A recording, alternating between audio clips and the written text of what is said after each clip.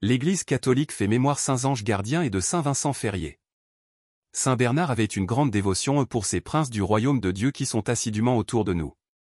Nous leur devons beaucoup d'affection pour leur bienveillance et les faveurs que nous recevons de leur charité. Anges gardiens, nous leur devons aussi beaucoup de docilité à mettre en pratique les avis qu'ils nous donnent. Sermon 11 sur les psaumes. Le pape Paul V, en 1608, établira cette fête en leur honneur. Un internaute nous signale que nous fêtons les saints anges gardiens le 2 octobre depuis 1670, date à laquelle le pape Clément X a étendu cette fête à l'Église universelle. Leur présence invisible nous aide et nous réconforte car ils sont à nos côtés pour nous protéger en toutes circonstances, pour nous défendre des dangers. À tout instant nous pouvons recourir à eux.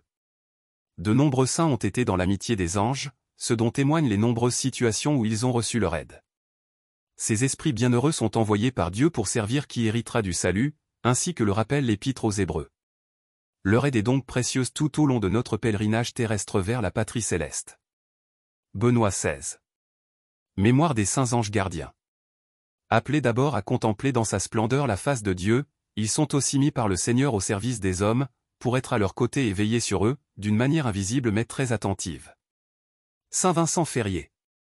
Né à Valence en Espagne, Vincent entre chez les dominicains à 17 ans. En ce temps-là l'Église d'Occident était déchirée par le grand schisme, un pape à Avignon, un pape à Rome. Maître en théologie, Vincent soutient d'abord les papes d'Avignon.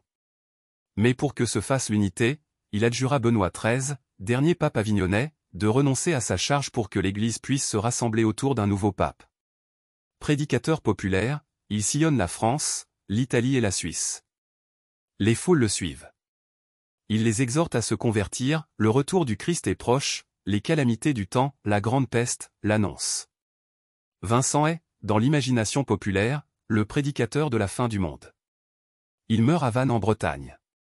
Partout où il a prêché, les populations, qui le vénéraient déjà de son vivant, l'invoquent après sa mort.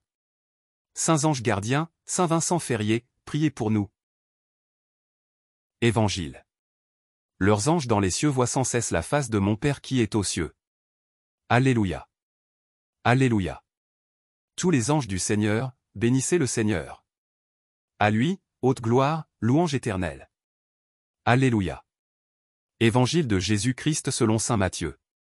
À ce moment-là, les disciples s'approchèrent de Jésus et lui dirent : Qui donc est le plus grand dans le royaume des cieux?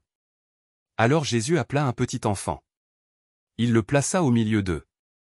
Et il déclara : Amen, je vous le dis, si vous ne changez pas pour devenir comme les enfants, vous n'entrerez pas dans le royaume des cieux. Mais celui qui se fera petit comme cet enfant, celui-là est le plus grand dans le royaume des cieux.